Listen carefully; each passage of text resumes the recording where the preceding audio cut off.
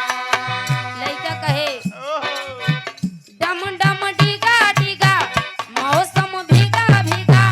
डम डम डीगा डीगा मौसम भीगा भीगा डम डम भीगा भीगा मौसम भीगा भीगा हे राकेश भैया डम डम डीगा डीगा मौसम भीगा भीगा फिर भी ये मैं तो गिरा मैं तो गिरा है अल्लाह सूरत आपकी सुभान अल्लाह है अल्लाह सूरत आपकी सुभान अल्लाह है अल्लाह सूरत आपकी सुभान अल्लाह डम डम डीगा डीगा मौसम भीगा भीगा डम डम डीगा डीगा मौसम भीगा भीगा फिर भी ये मैं तो गिरा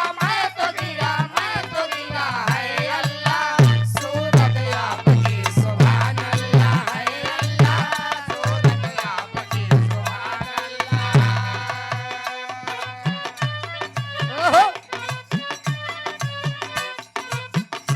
कौनो भैया जैसे एकदम मन चला लड़का रहा हमारी जैसे लड़की के देख के एगो बात कहे हाय हाय हाय का कहे ओ दीवानी ओ दीवानी ओ मस्तानी ओ दीवाने ओ मस्ताने ओ दीवाने ओ मस्ताने आइटम बम है तेरी जवानी आइटम बम है तेरी जवानी आइटम बम है तेरी जवानी ओ दीवानी ओ मस्तानी यो आइटम बम है तेरी जवानी वाली है तेरी उमरिया ढूंढ ले कोई संवरिया ढूंढ कोई सवरिया ढूंढ कोई सवरिया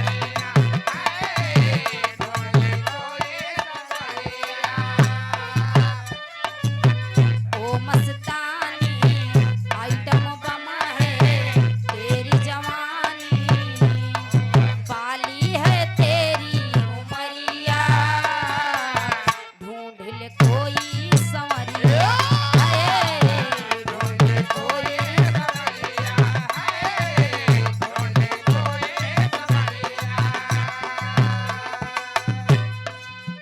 एगो गीत रही भैया के देख के याद गई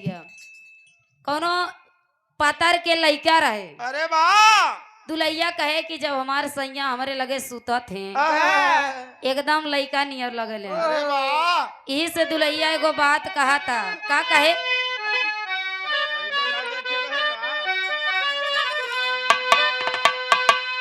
सर्दी के समय बा इ ठंडई देख के एगो गीत याद आइल भैया के देखे कैसे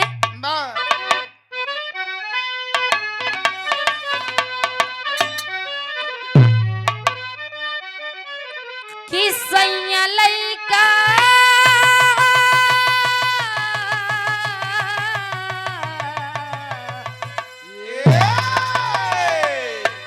कि सैया लइका नियन सूते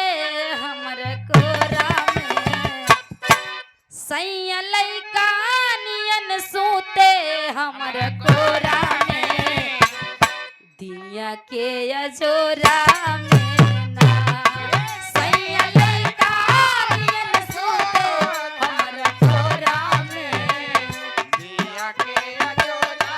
में ना सैया लइका नियन सूत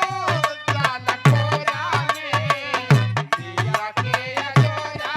में ना सैया लइका नियन सूते हमर कोरा में दिया के अजोरा में ना सैया लइका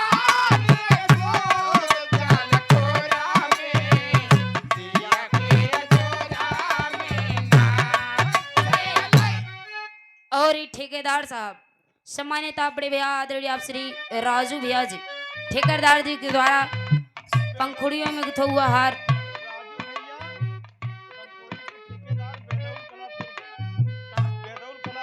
बेदौर कला खुर्द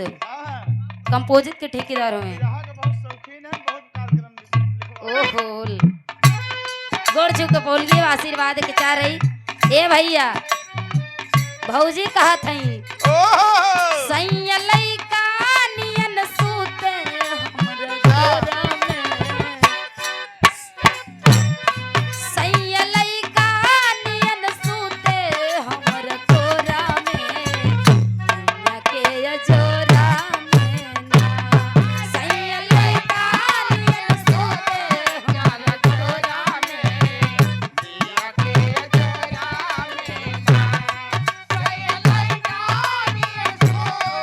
हमर गोरा में दिया के अजरा में ना। और बड़े भैया सम्मानित आप रंजीत यादव जी आप जी के द्वारा 151 के महान आशीर्वाद बहुत बहुत प्रणाम बा आशीर्वाद की चाह रहे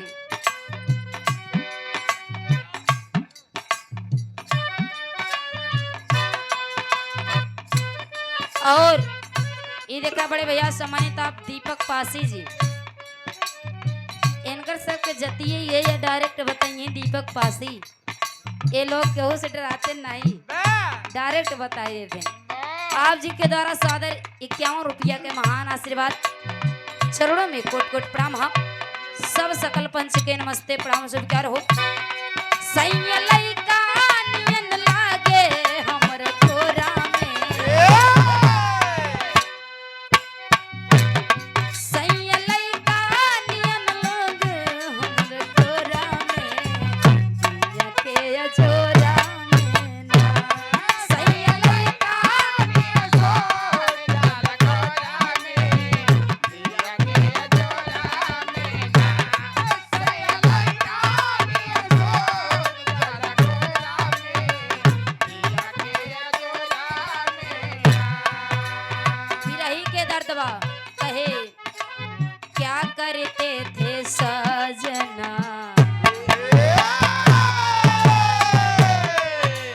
क्या करते थे सजना तुम हमसे दूर रहकर क्या करते थे साजना तुम हमसे दूर रह गए क्या करते थे साजना तुम हमसे दूर रह गए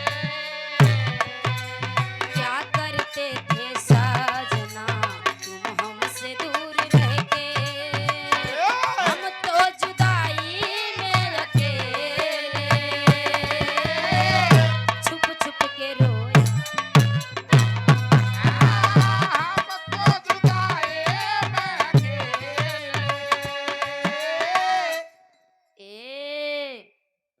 ये देखा सम्मानित आप कवि जी आदरणीय आप श्री रूपचंद यादव कवि जी के द्वारा इस भाव को समझते हुए सादर 101 रुपए का महान आशीर्वाद चरणों में कोट कोट प्रणाम बा आशीर्वाद के चाह रही कि हम बच्चे कने कला में कामयाब रहे ए क्या करते थे सजना तुम हमसे दूर रहकर क्या करते थे सजना तुम हमसे दूर रह गए क्या करते थे साजना तुम हमसे दूर रह गए हम तो जुदाई में अकेले छुप छुप के रोया करते थे ओ चुप चुप रोया करते थे ओ चुप चुप रोया करते थे क्या कर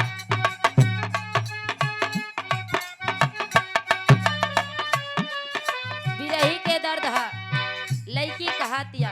उ दुल्हन कहातिया आ जाना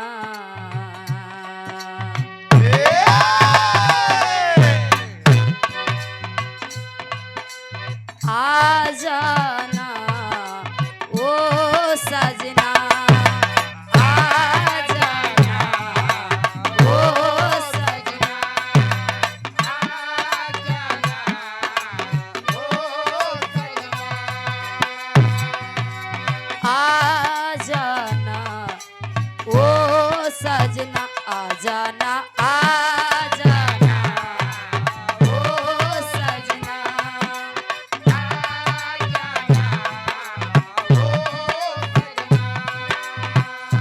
लड़की कहे बोला त चूड़ी हमार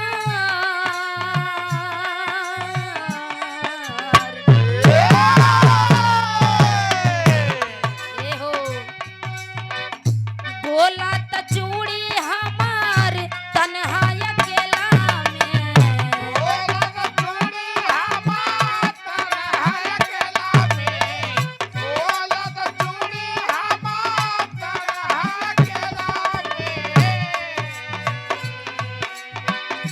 बोला त चूड़ी हमार तन्हा अकेला में गाँव नगर खोजियनी मेला में।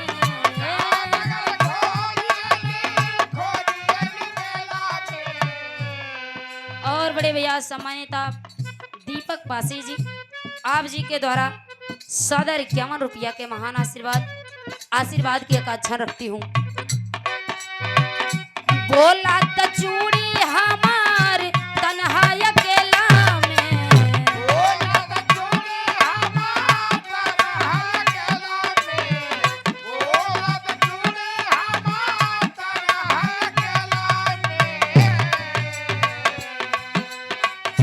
गाँव शहर खोजियनी मेला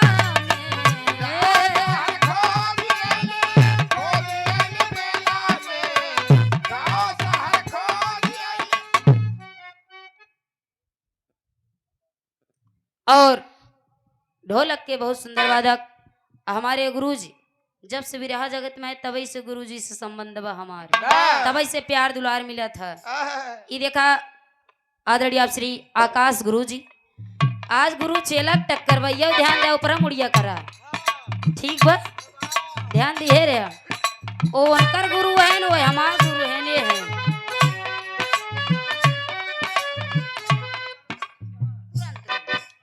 और बड़े भैया सम्मानित आप ठेकेदार राजू भैया जी, जब राजू हवा तो तनी से राजू रहा भैया तुरंत। आप जी के द्वारा सादर 101 रुपया के महान आशीर्वाद। बोला त चूड़ी हमार तन्हा अकेला में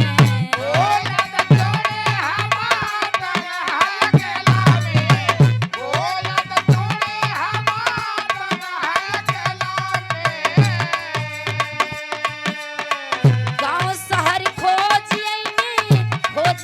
मेला में।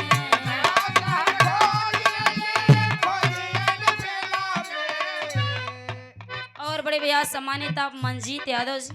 बड़े भैया जी के द्वारा सादर 51 रुपया के महान आशीर्वाद। अब त मुश्किल हुआ रहना आ जाना ओ सजना आ जाना। और हमारे गुरु जी ढोलक के बहुत सुंदर वादक, जो कि परिचय से कोई मोहताज नहीं है, आदरणीय आप श्री रामदेव उस्ताद गुरु जी, आप जी के द्वारा सादर 51 रुपया के महान आशीर्वाद। रिश्तेदार हमें गोड़ छुक बोलिए आशीर्वाद के चाह रही गाँव समाजी से आ रहे हैं। बोला त चूड़ी हमार तन्हा अकेला में गाँव शहर खोजियनी मेला में।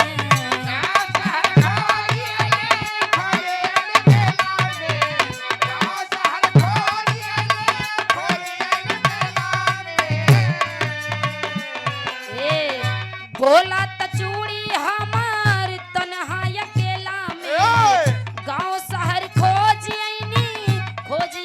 मेला में। अब त मुश्किल हुआ रहना आ जाना ओ सजना।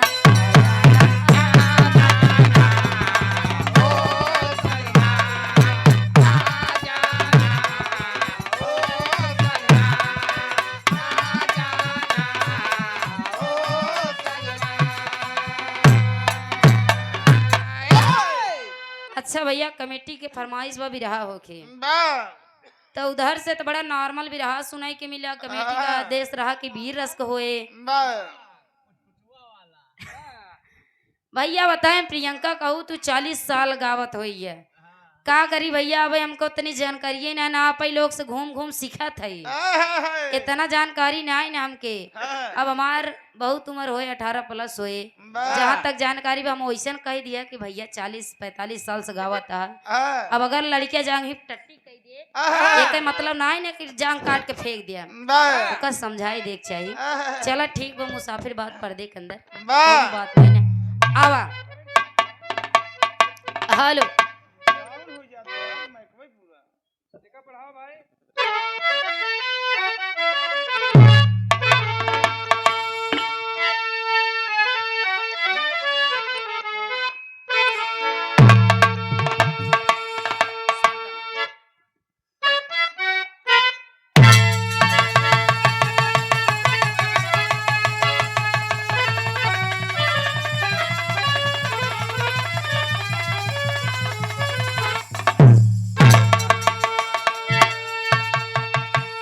अच्छा तो आप लोगन उधर से बिरहा सुने रहे एकदम नॉर्मली हमरे मुहे से का सुने चाहत हैं बताई दे कमेटी का आदेश रहा कि रामायण महाभारत न हुई का आप लोग का सुने चाहत हो बतावा कुछ तो बतावा वीर रस। अच्छा तो फिर आवा टाइम लागी लेकिन हम पुरान गवैया ना है नवा गवैया है टाइम के समय दा तो हम वीर रस सुनाई दी भैया आवा स्वर दे आवा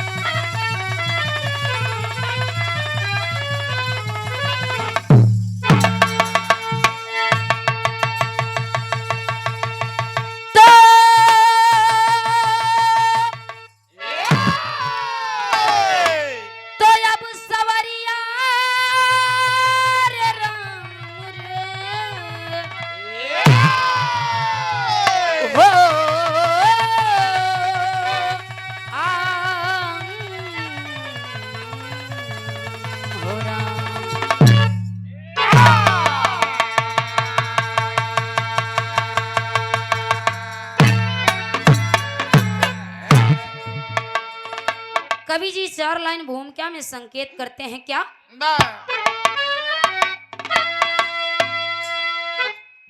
तो जिन भुजाओं के अंदर लहू का समंदर अरे बहे तो सिकंदर कहाने को गरजे जिस धरती की माटी हो चंदन की खाटी अरे डांटी उतारे अखाड़े में गरजे जला करके लंका बजा देंगे डंका अरे मिटा देंगे शंका चला अपना राजा जलवा जो कायम किया कभी उदयराज अभिनंदन उसका तो करते हैं ख्वाजा।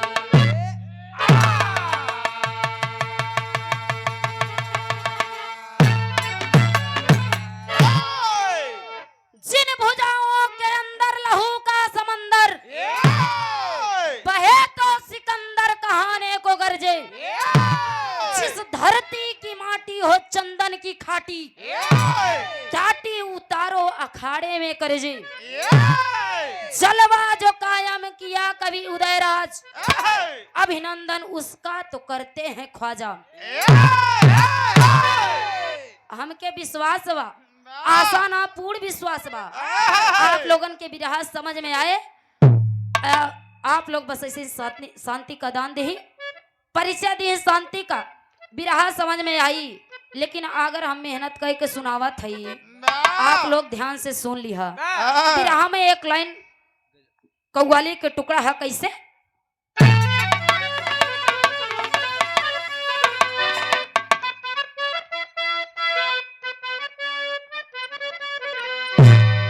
यह कव्वाली के टुकड़ा है कि बहे खून मेरा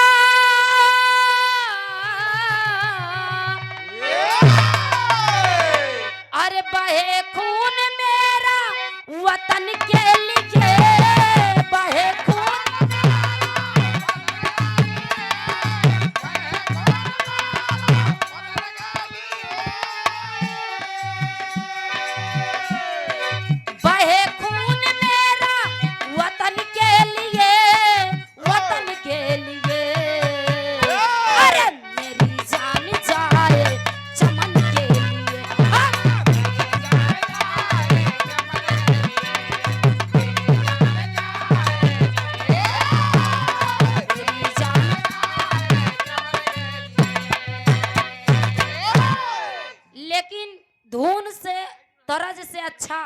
हमारे गुरुजी सम्मानित आप उदयराज कवि जी इस गीत में बड़ी मार्मिक लाइन लिखते हैं हमारे देश के लिए। क्या? अरे सदा हम लड़ेंगे,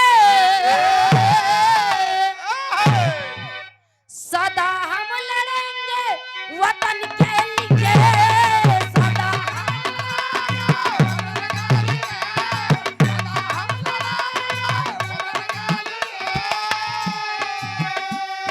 सदा हम लड़ेंगे वतन के लिए, वतन के लिए। रगों का लहू इस चमन के लिए, रगों का लहू इस चमन के लिए।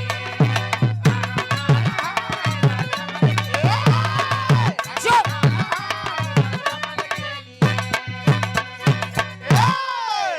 कि सदा हम लड़ेंगे इस वतन के लिए, रगों का लहू इस चमन के लिए। हमारे देश के नौजवान साथियों, हमारे देश के सभी बच्चे, सबके नस नस में हमारे देश के लिए खून दहाड़ कर रहा है बाबूजी। हमारे देश के खातिर हमारे नौजवान साथियों, हमारे देश के जितने भी लोग हैं हमारे देश को बचाने के लिए कुछ भी कर सकते हैं। बिरहा यहीं से शुरुआती बात जौहरी के भाव लगा था। कैसे?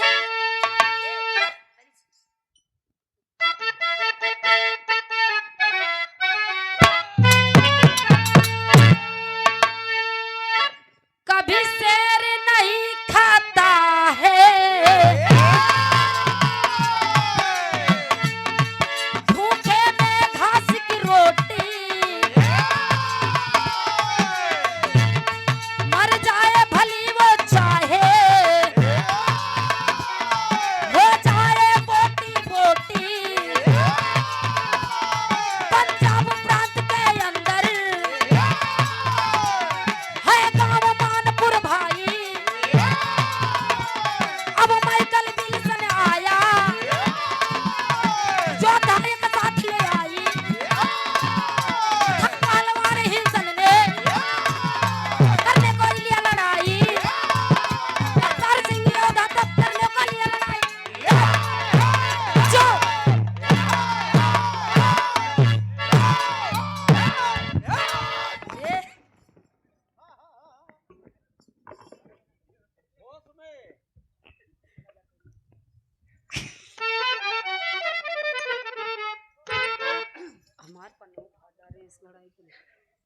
ध्यान देंगे साथियों, बिरहा सुनने वाले श्रोता समझो, जब हमारा देश गुलामी के जंजीर में जकड़ा था तब अंग्रेजी मतलब अंग्रेज से अंग्रेज को लोग वहां से एक पहलवान आया, वहां के अंग्रेज के एक सदस्य आया, अपने साथ में एक पहलवान लेके आया, जो उन्हें पहलवान के नाम हिल्सन बतावल गई। आके हमारे भारत में हाथ मिला देलस, कलश की होई अगर कोनो पट्ठा तो आके हमसी जबरी हाथ मिला ले। जब इतनी बतिया सुन ले ये बाबू, पंजाब में एक छोटा सा गांव रहा, जौने गांव के नाम मानपुर बा। वही मानपुर में एगो पहलवान रहत रहल, जौने पहलवान के नाम रहल करतार सिंह योद्धा। करतार सिंह जब इतनी बतिया सुनलस, कहलस कि कौन है जो हमारे दुआरी पे आके खटखटावता, हमारे गांव में आके बुलावता। जब इतनी बात सुनलस करतार सिंह जाके हाथ मिला देलस, कहलस कि केहू ना तो से लड़ी, लेकिन अखाड़े में हम तो से हाथ मिला देलस। ए बाबू, जब जौनी दिन अखाड़े के बात आइल, मैदान में जब आवे के बारी आइल, करतार सिंह तैयार होके चल देलस। जब चल देलस तो बिरहा में एक लाइन तरज हा, यह तरज हा, कोनो दुल्ही के दर्द बर रजू भैया कहतिया कि ये हो बलम जी,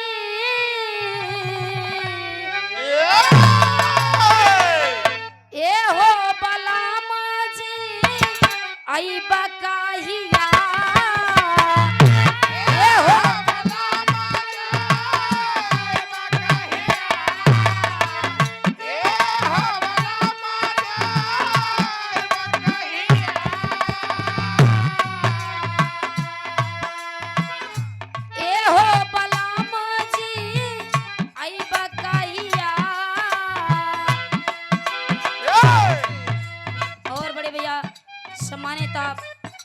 कुमार यादव जी, आप जी के द्वारा सौदर 51 रुपया के महान आशीर्वाद बहुत बहुत प्रणाम बा।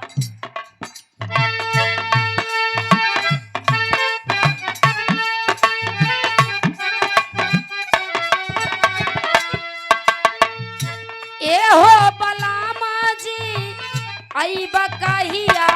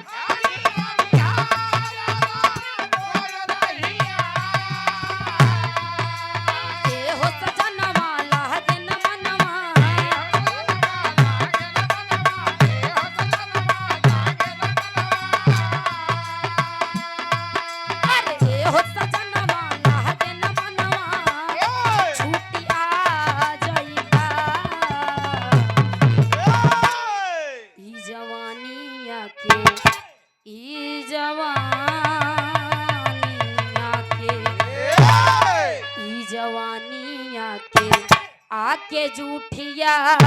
जाइबा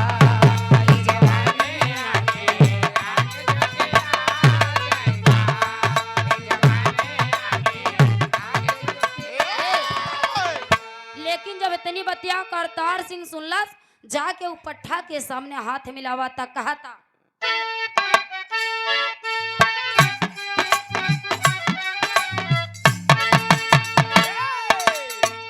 आके वीर पाठा हाथवा मिलाया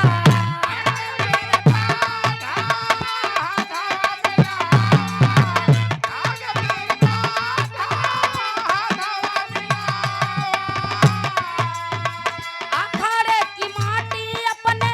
माथे पे लगाया अखाड़े की माटी अपने माथे पे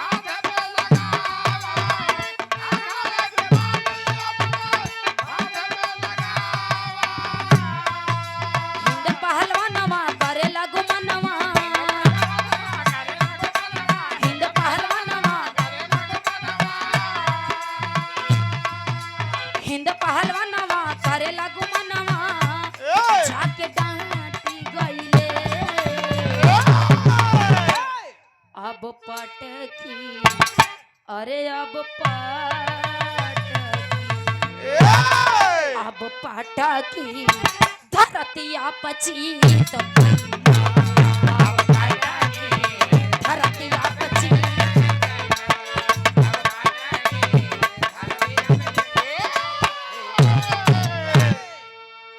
जाके पहलवान हाथ मिला लेलस, कहे लगल कर ठीक बा, अगर अंग्रेज से आके हमारे भारत में आइल हवा तू हाथ हमसे मिलावे आइल हवा, यहाँ के लोग केहू ना हम आता केहू ना हम आत रहे कि हम ऐसे पहलवान से लड़ ले, लेकिन गांव वाले कहलन कि करतार ए करतार अरे तोरा दरवाजे पे आके हाथ मिलावे के कहा था तो के धिक्कार हो जाई तोरे जिंदगी पे। अगर ये गांव के 10 आदमी नहीं खे तो एक आदमी बहुत कुछ होला,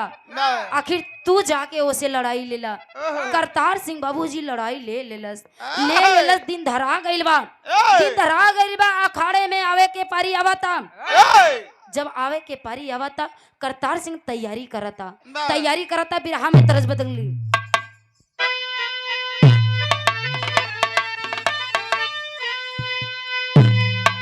अरे झूलनिया के गुजबा अरे टूटल ये राजा और जमुनिया में गड़िया छूटल जाके करतार सिंह धीरे धीरे समय बीतत बा। करतार सिंह अखाड़े में पहुंचा था तैयारी के साथ। कैसे अरे गोरवा ने क्या को मनावा अब टूटल ये भैया किहने दंगा भिड़िया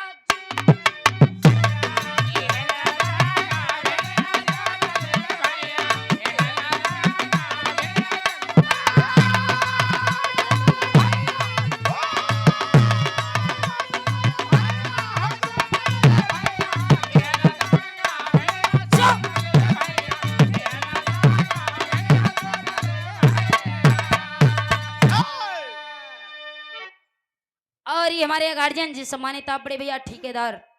और राजू भैया जी, आप जी के द्वारा स्वादर 101 रुपया के महान आशीर्वाद गोड़ छुक के पोलगी बा आशीर्वाद की चाह रही कहानी से ध्यान ना हटे नहीं तो हमारा गाँव सफल ना होई। इधर देखिए साथियों, करतार सिंह जाके पंजा लड़ा देला और तैयारी के साथ जब मैदान में गई वहां पे जंग होता, जंग पे जंग लगाता। वहां पे करतार सिंह अपने देश की रक्षा करे बरे अपने देश के पानी ना जाते हुए अपने जीव जहान से जुटल बा। ए बाबू जुटल बा करतार सिंह। वहां इतना करतार सिंह जब वो अंग्रेजी पहलवान हिल्सन को जब उस मैदान के अंदर पटक दिया, आखिरकार करतार सिंह ने हमारे देश भूमि के लिए हमारे भारत का पहलवान हिल्सन पहलवान को पटक दिया। साथियों, पटक के लगा मारने, चाटा पे चाटा लगा मारने। जब मारने लगा साथियों, करतार सिंह बेचारा जब एकदम मारत बेहास हो गया, एकदम परेशान हो गया।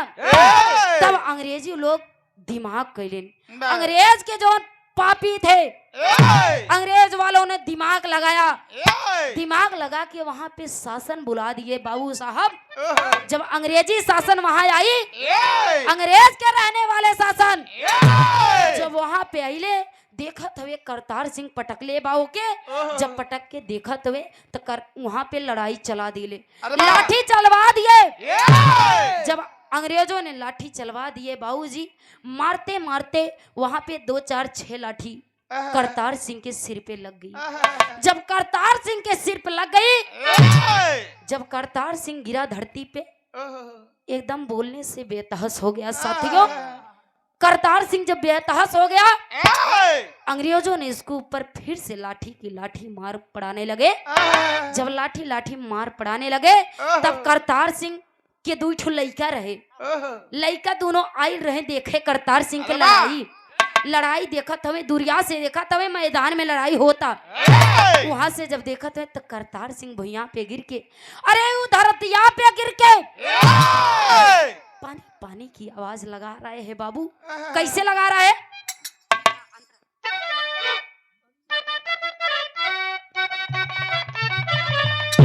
अरे करतार सिंह को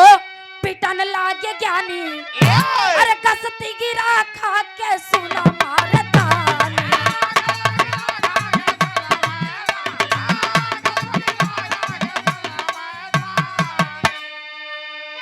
अरे अंग्रेज जमाने क्या गुस्सा,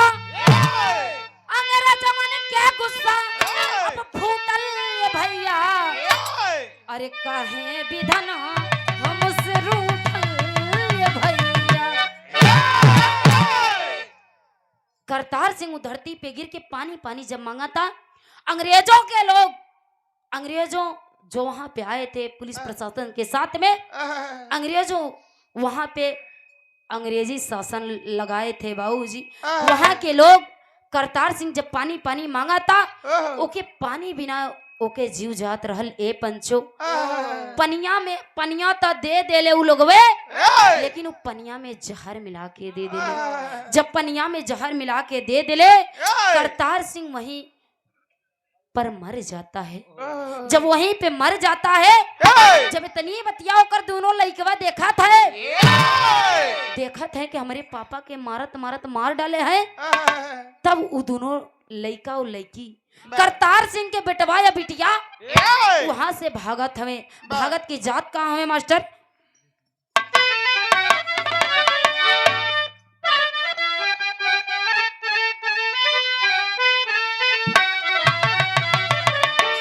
अरे सीमायो दिलावर दुइनो,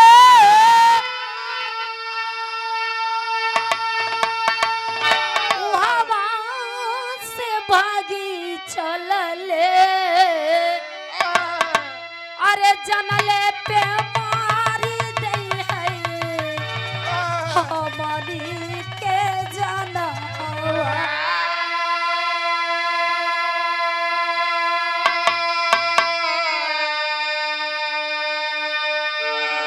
लाहौर में बसी गईली अरे कुश्ती लड़ावे लगली अरे बिरना के अपने बा नाइब पहलवान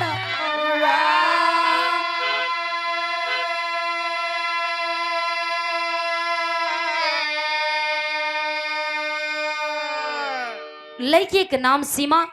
और ओकरे भाई के नाम दिलावर बा। ज्यादा नहीं लड़का बा बहिन 12 साल के, दिलावर 12 साल के और उ सीमा रहल बाबूजी 16-17 साल के। दोनों के एज कम बा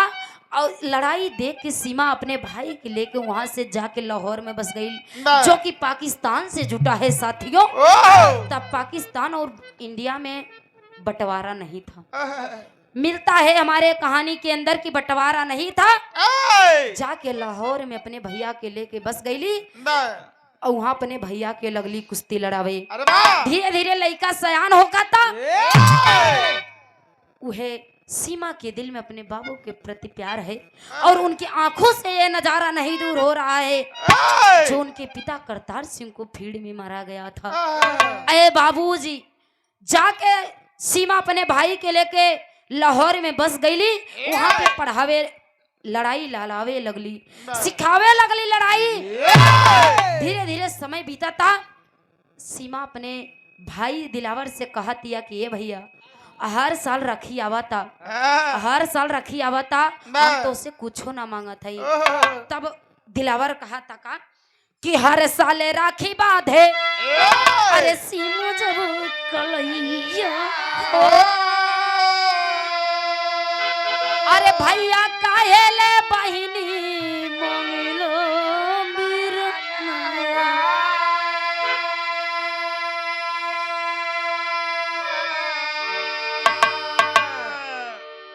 दिलावर कह रहा है कि ये बहन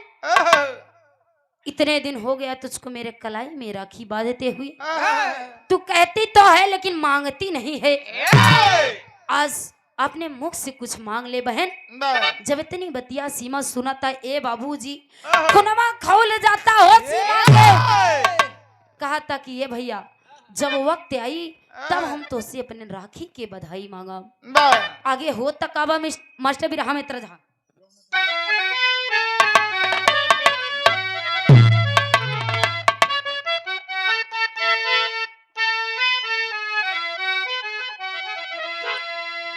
यह तरज है कि गवन कराई पिया अरे घर बैठावल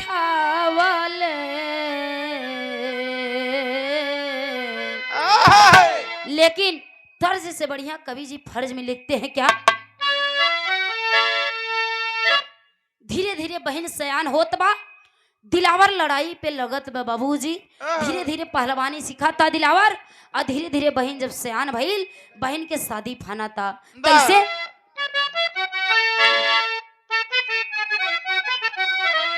कि बहिनी सीमाते अरे लागल मेहंदिया अपने सजाना घरा गईली हो भारी खुशी आयनवा में गईली हो भारी खुशी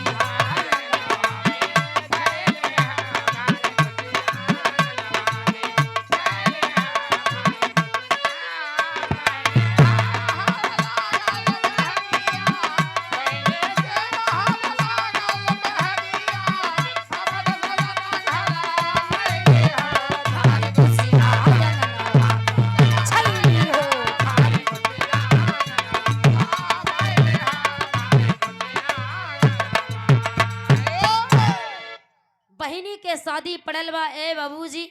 खुशी खुशी से बहिनी अपने घर गईली। करतार कसहू में कह के गरीब रहल अपने बहन के शादी कह के धीरे धीरे अपने बहन के अपने ससुराल पे ठा देलस। जब हुआ बहन गई तो हो तक है कुछ दिन बाद एक भइले ललनवा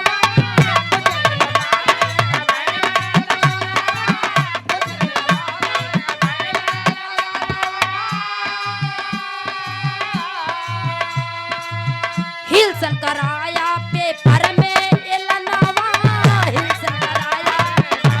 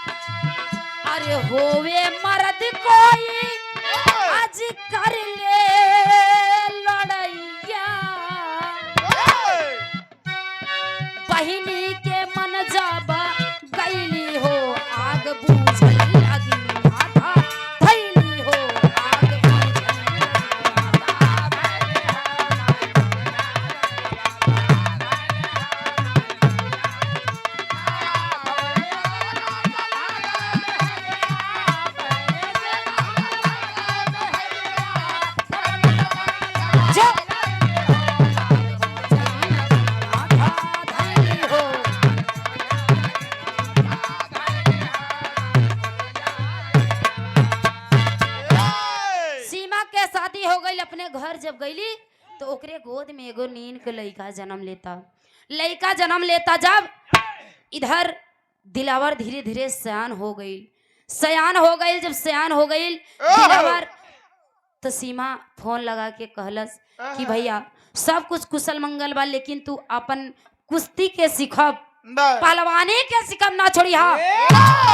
जब इतनी बतिया भैया अपने बहनी के सुनलन तो कहा थे का बिरहा में टेरी के लाइन है।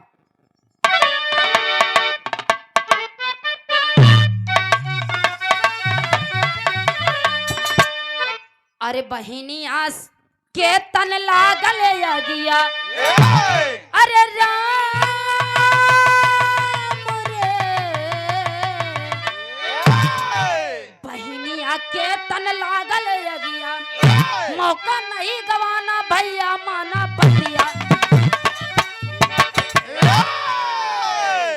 बहिनी अपने घरे जब शादी में गई ओकरे पेट में जब बच्चा पलल धीरे धीरे ओके एको लड़का भइल, तब फिर हिलसन पहलवान, अंग्रेज का पहलवान हिलसन फिर एगो पाती पेपर में छपवा के भेजता है। गांव गांव में पेपर जाता है, उस पेपर में लिखा रहता है अगर कोई होए पहलवान तो आके हमसे दंगा में लड़ ले, दंगल में आके लड़ ले हमसे। जब इतनी बतिया बाबूजी पेपर में दिखला सीमा, जब सीमा वो पेपर में देखत बा कि वही हिलसन पहलवान जो हमारे पिताजी को मारा था, वही पहलवान आज फिर से अंगुरी दिखा रहा है, पेपर में निकलवा दिया है। अरे भाऊजी जब बहनिया इतनी बतिया सुनलस ओकरे दिल में आग लगा था, बुझा हुआ आग ऊपर आ जाता है। यही पापी जो हमारे पिताजी को हम लोगों से दूर कर दिया। अरे साथियों जब इतनी बतिया सुनलस तब बहनिया अपने भैया के लगे फोन लगा के कहा था, का कहे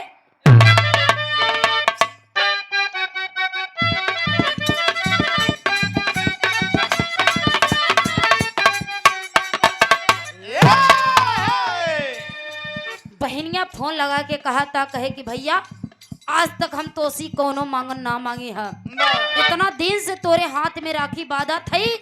लेकिन आज हमके एगो मांग दे दा। भाई कहा था कि का बहनी तो के का चाहिए, सारी बात बताती है अपने भाई से। अपने भाई के कहलस भैया तो के हम पहलवानी यही वजह सिखाए ही, अपने बाप के कातिल आज फिर मैदान में हाथ लगा दिलस, मैदान में उंगली उठा दिलस। इतनी बतिया सुना तब भैया के कलेजा को हुक जाता ये साथी। जब भैया के दिल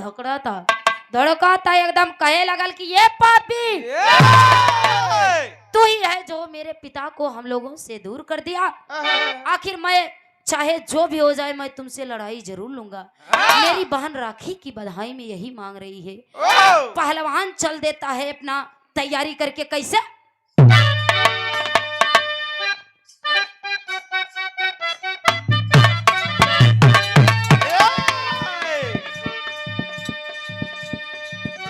एक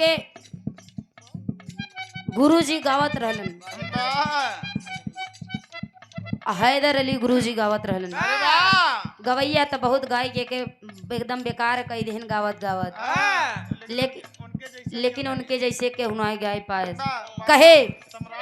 हाँ सम्राट जी ए बारी उमर कमर लचकनिया, बारी उमर कमर लचकनिया,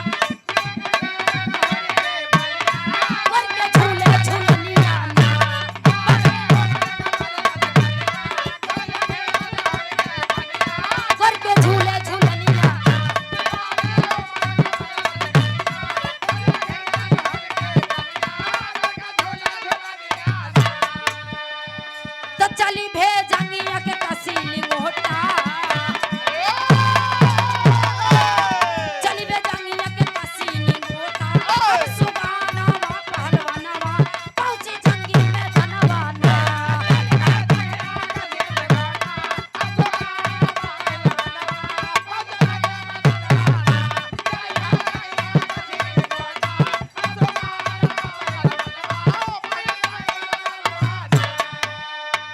करतार सिंह जब मैदान में पहुंचला तब वहां के लोग देखा था अंग्रेज वाले जितने हिलसन पहलवान था वहाँ के जितना लोग जुटल हवे एगो चाल करत हवे का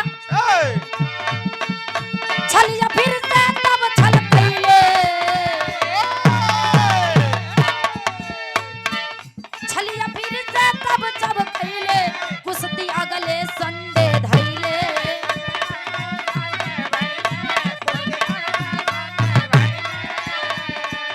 हारी मान जाया तू सुनिला अरे सुगानवा पहलवानवा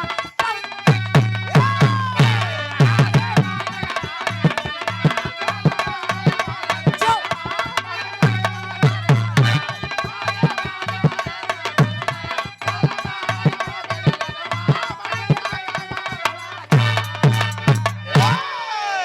करतार सिंह जब मैदान में पहुंचला सो के एगो बात कहत है कहे कि देखा ऐसे ना होई छल करत हवे वो विदेशी लोग अंग्रेजों के जितने भी वहां पे पहलवान आए थे जो कुछ भी आए थे वहां पे बाबूजी जब उनके संगे छल करत है दिलावर के संगे छल ही करत हवे कहे कि ऐसा है आज कुश्ती नहीं होगी आज पहलवानी नहीं लड़ी जाएगी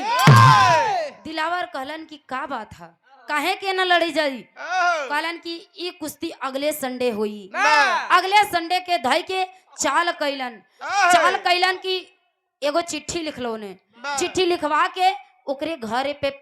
पत्र भिजवा देलन चिट्ठी भिजवा देलन कहलन कि ये करतार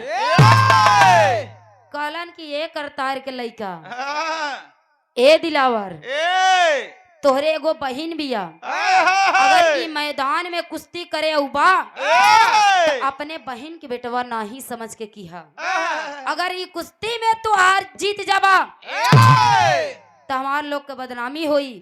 वैसे तो हम तोके जीते ना देम अगर तू यहाँ आई जाबे तो अपन बहिन के लइका एकदम संतोष कई के आया इतनी बतिया दिलावर सुनलस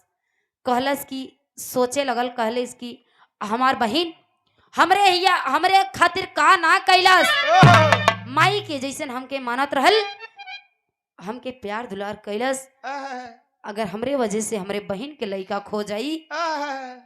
हमके अच्छा ना लगी जब इतनी बतिया कहलास तो आके अपने बहनिया से कहा तका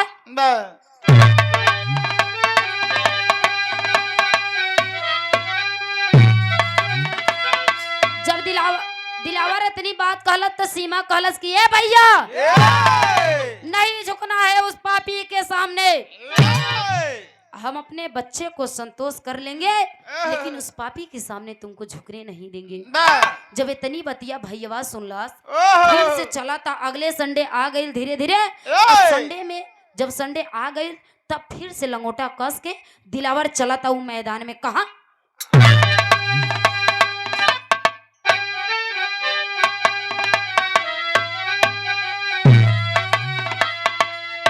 चला अखाड़े में दिलवर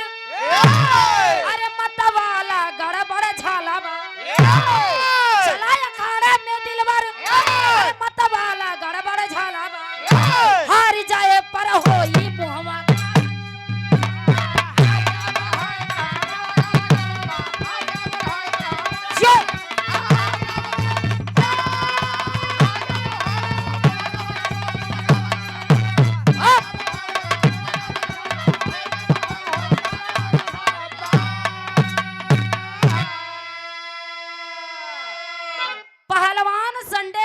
पहुंच गई करतार सिंह के लइका दिलावर पहुंच गई मैदान में हाथ पे हाथ लगा दिलस वही हिलसल पहलवान से जब हाथ से हाथ मिला तो दिलस हाथ लेकिन बात सोचा था कहे कि अगर हम एक पटक देव हमारे दीदी के लइका ना रही अगर हम पटकाई जाए तो हमारे देश के बदनामी होई हमारे देश की बेइज्जती होई यह बतिया सोचा था हथवा से हथवा पकड़ ले बा तबला इतनी बतिया जब देखा तब बहनियां आवतिया भागत भागत कैसे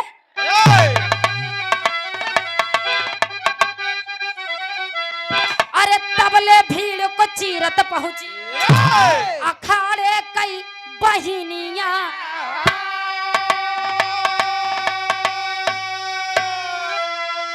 चिंता नाही मोरे लाल के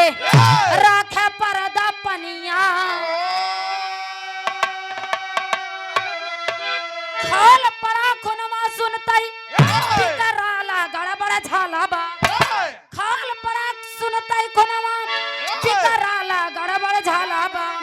अरे पटक ना हर कबर भारी डाला गड़बड़ झाला बा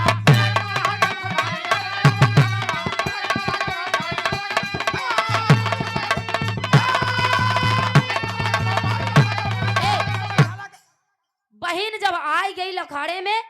जब बहन के देखत बा तब दिलावर कहा था कहे कि अब तो हमार बहन आ गई जाके बहन ने अपने भैया के सामने कहा था कि ये मेरे भैया आज तक मैंने तुझसे कुछ नहीं मांगी थी राखी की बधाई में आज मैंने तुझसे राखी की बधाई में यही मांगूंगी इस पापी को मेरे नजर से दूर कर दो अगर मेरे बेटे की चिंता ना करते हुए इस पहलवान को तुम पटक दो जब इतनी बतिया सुन लो से भैया मौका पाई गई दिलावर जब अपने बहन के हाथ पूरा पा गई तो तुरंते हिलसन के पटक के मुंह में हाथ डाल के उनका गड़फड़ा फाड़ दिया जब गड़फड़ा फाड़ दिया तब वही जे ताली बजे लगल ए बाबू जब ताली बजे लगल तब बहनिया कहतिया का कहे आल्हा के भावा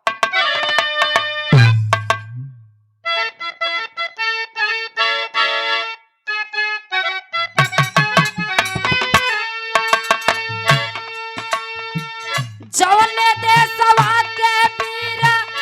अमृत कहाला या भैया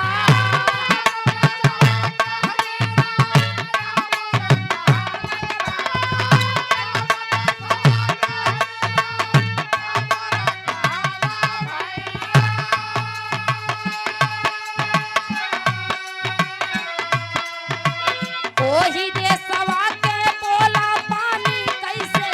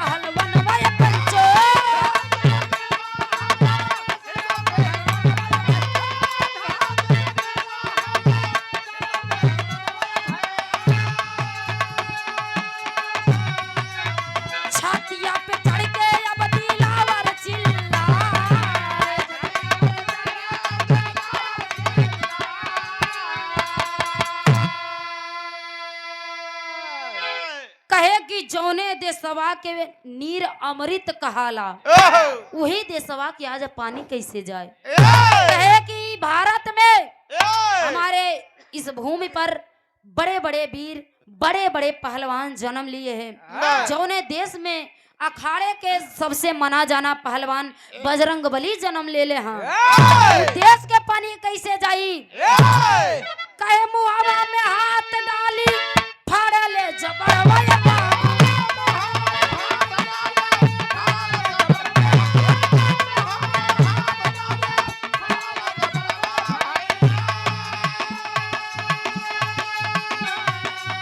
मारी मारी मुक्का देहले फुनवा हो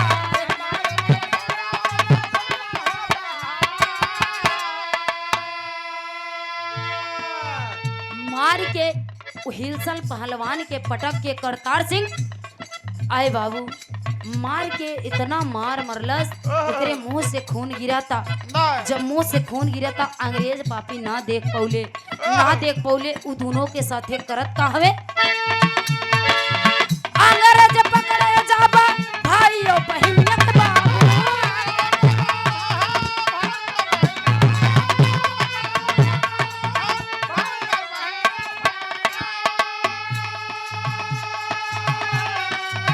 हसिया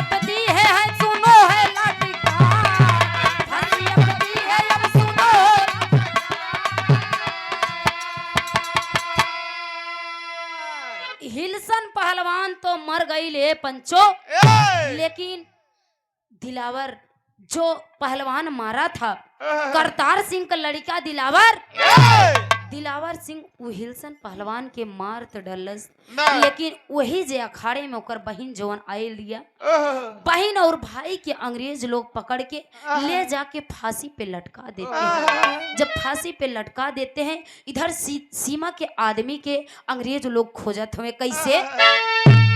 कि हर सतनाम जी के खोजल पुलिसिया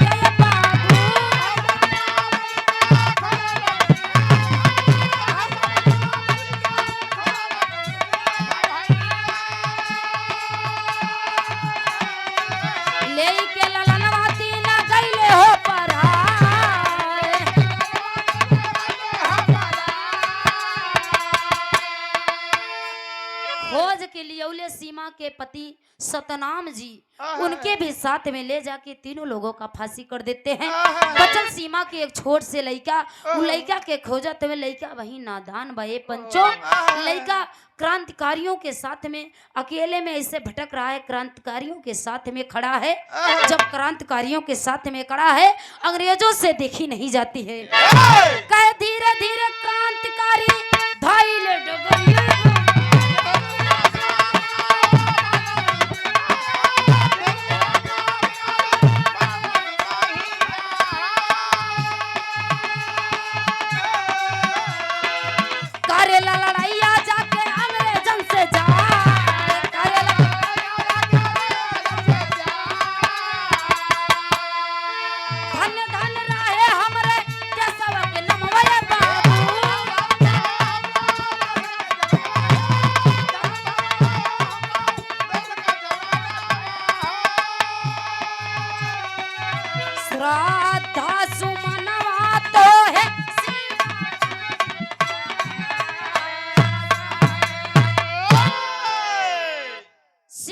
लड़का के भी पकड़लन, देखलन कि क्रांतिकारी के साथे रहा था, उहू के भी पकड़ के ले जाके वो फांसी पे लटका देलन। ए बाबू, हमार कहानी के यहीं से समाप्ति बा। कहे कि हमारे भारत देश में,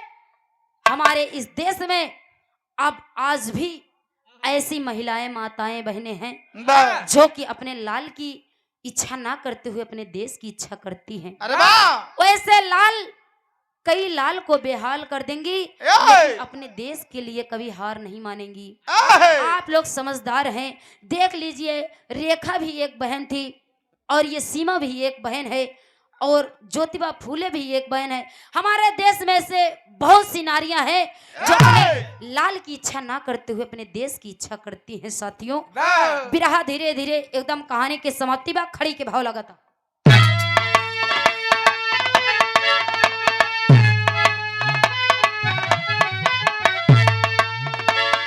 अरे बलिदानी हुए मोरे भारत कई मुठिया, बलिदानी हुए मोरे अरे भारत की मटिया, तो फांसी पर झूलनवा झूले हवाई पर पट्टी।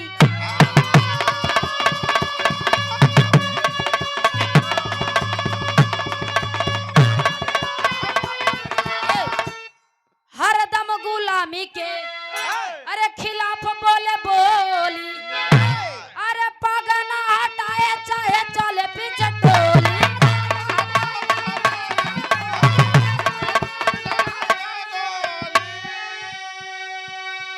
करे काम हरदम अरे गोर की दुल्हिया, करे काम हरदम अरे गोर की घटिया, तो धरती पर झूलनवा झूले मोर बापर पट। यही से हमारे कहानी के समाप्ति बा। हमारे देश के लिए, हमारे इस मातृभूमि के लिए कई से नारियां, कई से पुरुष, सब लोग इस देश के लिए कुर्बान हो जाते हैं अपने लाल की इच्छा न रखते हुए। बिरहा के समाप्ति बा। अगली पार्टी की नंबर बा छाप में कहे के बाका।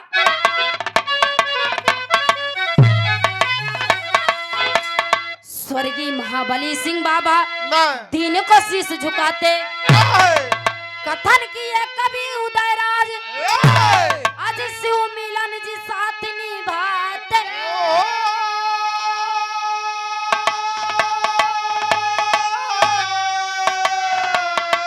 बहिनिया तन लागल अगिया, अरे बहिनिया तन लागल अगिया, तो प्रियंका इसने